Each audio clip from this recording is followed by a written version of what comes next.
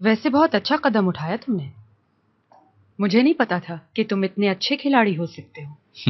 क्या कहना चाह रही हैं आप? मैं कुछ समझा नहीं। दुरूग की बात कर रही हूँ कि तुमने कितनी आसानी से रास्ते से हटा दिया उसे अपने। मुझे अच्छी तरह पता है तुम्हारा उसके साथ ऐसा करने का मकसद। तुम यही चाहते हो ना कि उसे डिजाइनिंग के काम में उलझा कर अपने आप को बचा लो।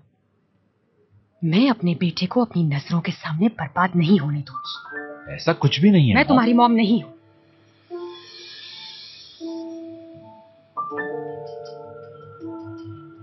और तुम मुझे देते ही कहां हो अपनी मॉम की जगह।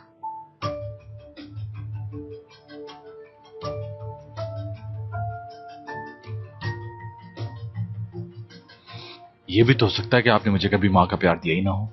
बदतमीजी कर रहे हो तुम। मुझे तो लगता है कि इस वक्त आप ज्यादती कर रही हैं। मैं तो कुछ भी नहीं कह रहा। मुराद, मैंने दुरूग को हमेशा सगे भाई की तरह समझा है।